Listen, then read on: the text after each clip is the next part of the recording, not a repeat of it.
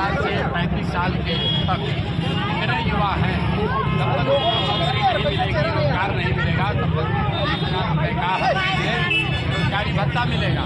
कोई युवा के हाथ में रुपया नहीं मिला। युवा आयोग बनाने से कुछ नहीं होगा। आयोग बनाकर रोजगार मंत्री और अफसर हैं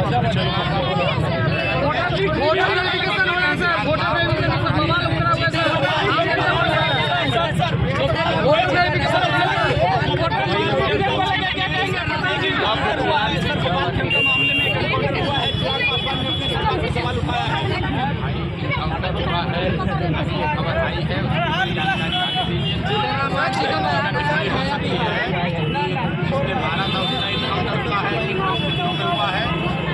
जब सारी जानकारी आएगी तब वोटर इलेक्शन है सर, इसमें आम जनता को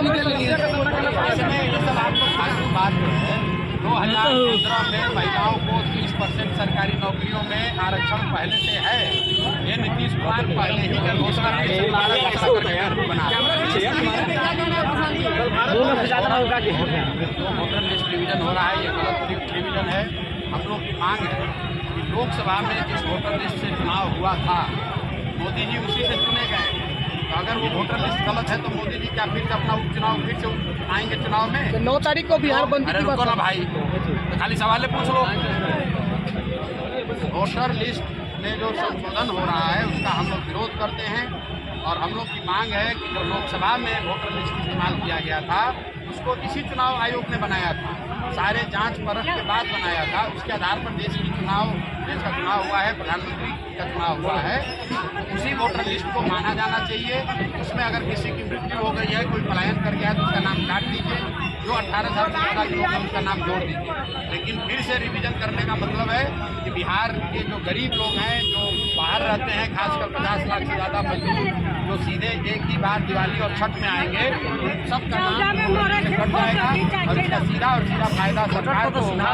क्योंकि सरकार डरी हुई है, जो लोग बाहर गए हैं बिहार से खराब होने की वजह से, बाहर मजदूरी कर रहे हैं, रोजगार कर रहे हैं, वो आएंगे एनडीए के खिलाफ वोट देंगे, इसीलिए ये पूरा षड्यंत्र किया गया है। बंदी कर रहा है क्या? जनसुरा समर्थन करेगी सर? जनसुरा समर्थन कर रही है क्या सर बंदी का? बिल्कुल नहीं करती है। हम लोग लपट लोगों का पार्टी नहीं है कि अगर आप बिहार बंद कीजिएगा तो उससे किसका नुकसान होगा? उससे बिहार की जनता का नुकसान होगा। जो लोग रोजी रोटी करते हैं, रेहड़ी पटरी लगाते हैं, जो दुकान चलाते हैं, उनका नुकसान होगा।